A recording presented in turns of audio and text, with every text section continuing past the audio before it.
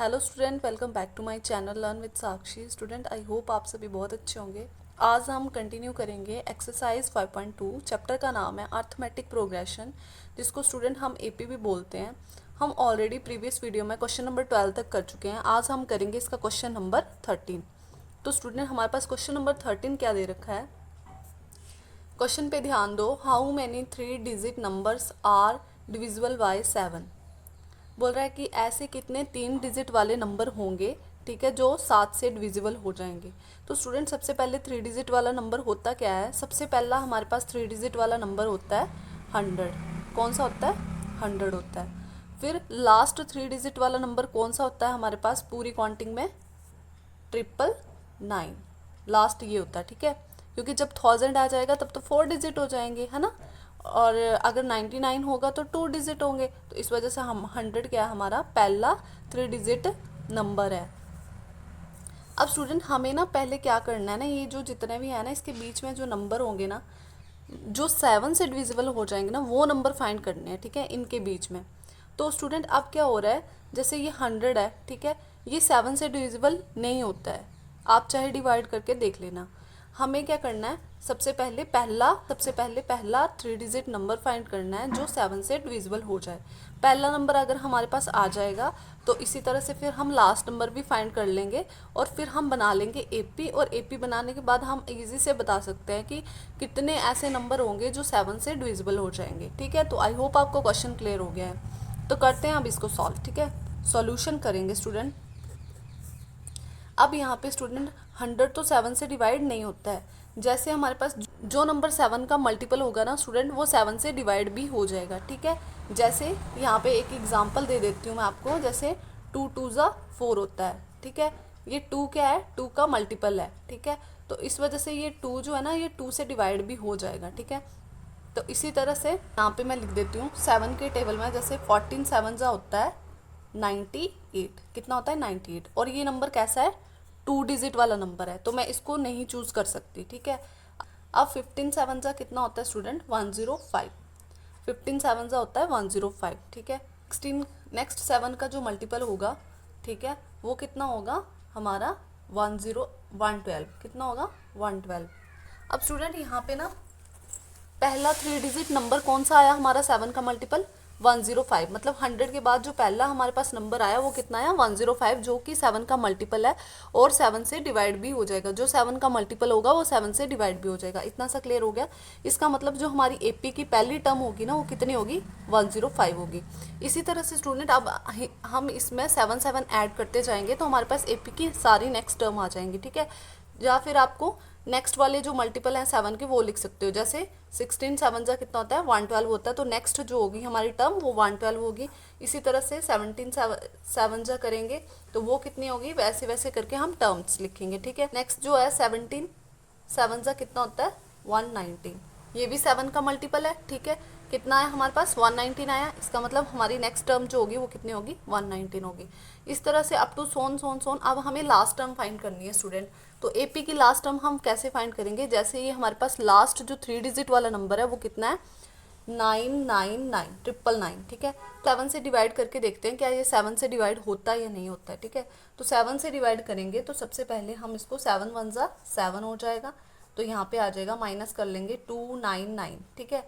उसके बाद 7 4 ज़ा 28 हो जाएगा, तो माइनस कर लेंगे, यहाँ पे आ जाएगा 19। फिर 7 2 ज़ा 14 हो जाता है, तो यहाँ पे आ गया 5 कैरी। अब ये जो स्टूडेंट 5 है ना, ये एक्स्ट्रा है, ठीक है। ये पूरी तरह से 7 इसको डिवाइड नहीं कर पाया है, ठीक है। तो इसका मतलब ये जो 5 जो एक्स्ट्रा है ना, अगर मैं ये 5 999 में से माइनस कर दूं तो हमारे पास एपी की लास्ट टर्म आ जाएगी जो कि 7 से पूरी तरह से डिवाइड हो जाएगी, ठीक है। जैसे अगर यहाँ पे 14 होता तो 14 माइनस 14 हो जाता है, यहाँ पे 0 आ जाती। तो इसका मतलब जो हमारी लास्ट टर्म होगी वो कितनी होगी? यहाँ पे लिख देती हूँ, लास्ट टर्म कितनी होगी हमारी? 999 में से अगर मैं -5 कर दूं तो वो हमारी लास्ट टर्म होगी और वो 7 से डिवाइड भी हो जाएगी। तो माइनस करके आएगा 9994। आप इसको 7 से डिवाइड करके भी देख सकते हो, ठीक है। मैं डिवाइड करके भी बता देती हूँ। यहाँ पे 7 से डिवाइड करेंगे, यहाँ पे 7 1 ज़ा 7, 2 कैरी आ गया, 9 4 एज इट इज़ आ गया, फिर 7 4 ज़ा 28 आ गया, यहाँ पे 14 आ गया, और 7 2 ज़ा 14। देखो पूरा का पूरा डिवाइड हो रहा है ना, लास्ट में 0 आ गया है ना, तो इसका मतलब ये पूरा डिवाइड कर रहा है, तो यही हमारी लास्ट टर्म होगी इस एपी की। क्या होगी? 994। ये क्या आ गई हमारी last term of this AP, जो कि 7 से डिवाइड होगी। अब स्टूडेंट हमारे पास एपी आ गया। अब क्वेश्चन आगे का बहुत ईजी है, बस इतना सा आपको क्लियर होना चाहिए। तो करते हैं इसको नेक्स्ट सॉल्व। तो ये एपी की पहली टर्म होती है उसको हम कैसे डिनोट करते हैं? A1 से, सेकंड को A2 से, थर्ड को A3 से, और जो लास्ट टर्म होती है उसको कैसे डिनोट करते हैं? AN से, ठीक है, या फिर nth टर्म भी बोलते हैं इसको हम।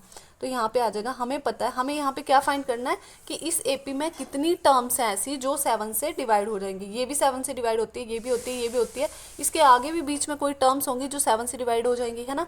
फिर जो ये लास्ट वाली टर्म होगी, ठीक है, तो यहाँ जैसे ये पहले नंबर वाली टर्म है, ये दूसरे वाली, ये थर्ड वाली, फिर अप टू सोन सोन चल रहा है। फिर ये कौन से नंबर वाली टर्म है? जितने ये लास्ट वाली टर्म होगी ना, इसका मतलब इतनी ही टर्म्स होंगी इस एपी में जो कि 7 से डिवाइड होंगी। तो मुझे यहाँ पे n फाइंड करना है कि ये कौन से नंबर वाली टर्म है। तो आई होप इसको समझ आ गया आपको। तो सॉल्व करेंगे। यहाँ पे हमारे पास फॉर्मूला है क्या student? an is equals to a plus n-1 into D. अब स्टूडेंट इस फॉर्मूला को करने के लिए हमें क्या क्या वैल्यूज़ चाहिए? एक तो हमारे पास an चाहिए, an कितना हमारा 994, और क्या चाहिए हमें? a की वैल्यू चाहिए, पहली टर्म जिसको a1 भी बोलते हैं हम, 105 आ गई। और क्या चाहिए हमें? d चाहिए, कॉमन डिफरेंस। कैसे निकालते हैं? a2 minus a1, second term में से पहली वाली माइनस करके आ जाता है d। कितना है हमारी सेकेंड टर्म? 112 माइनस 105, कितना आएगा? कितना डिफरेंस है इनके बीच में? 7 का ही डिफरेंस है, तो d कितना आ गया हमारा? 7 आ गया। और n तो हमें निकालना है, ठीक है, n हमें पता नहीं है, n हम निकाल लेंगे तो नंबर ऑफ टर्म्स हमें पता चल जाएंगी। इस एपी में कितनी ऐसी टर्म्स है जो 7 से डिवाइड हो जाएंगी, 7 से डिवाइड होंगी। तो यहाँ पे वैल्यूज पुट करते चलेंगे। an कितना हमारा 994 इज इक्वल्स टू a कितना है हमारा 105 प्लस का sign n-1 as it is. d कितना है स्टूडेंट हमारा 7 है। 994 यहाँ पे ये देखो प्लस का है, इस साइड आएगा तो माइनस का 105 हो जाएगा is equals to n-1 into 7 as it is. इनको जब सब्ट्रैक्ट करेंगे तो हमारे पास बचेगा 889 is equals to n-1 into 7। अब यहाँ पे देखो 889 है, यहाँ पे 7 इसके साथ मल्टीप्लाई में है। जब 7 इस साइड आएगा तो कैसे हो जाएगा स्टूडेंट? डिवाइड कर जाएगा। सो 889 डिवाइड में 7 आ जाएगा इज इक्वल्स टू n-1, क्योंकि हमें तो n की वैल्यू निकालनी है। तो यहाँ पे देखो 7 1 ज़ा 7, यहाँ पे कितना कैरी बच गया? 1 कैरी बच गया, 18 बन गया। अब 7 2 ज़ा 14, 4 कैरी बच गया, 7 7 ज़ा 49, पूरा का पूरा डिवाइड हो रहा है।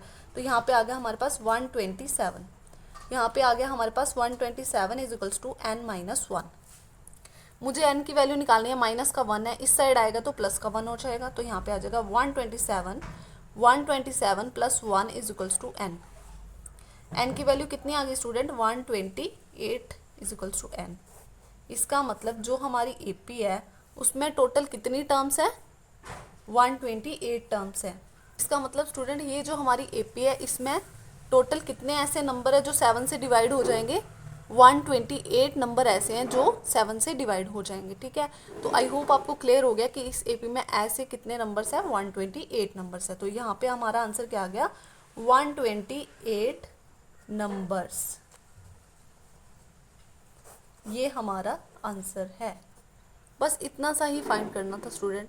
इसमें मेन चीज़ ये है कि आपको एपी बनाने आनी चाहिए, बाकी का तो आप बहुत इजी से सॉल्व कर लोगे, इतना सा मुझे पता है। तो स्टूडेंट अगर वीडियो अच्छा लगा हो तो चैनल को सब्सक्राइब कर लें, वीडियो को लाइक कर लें। मिलते हैं नेक्स्ट वीडियो में, तब तक के लिए bye bye, thank you for watching.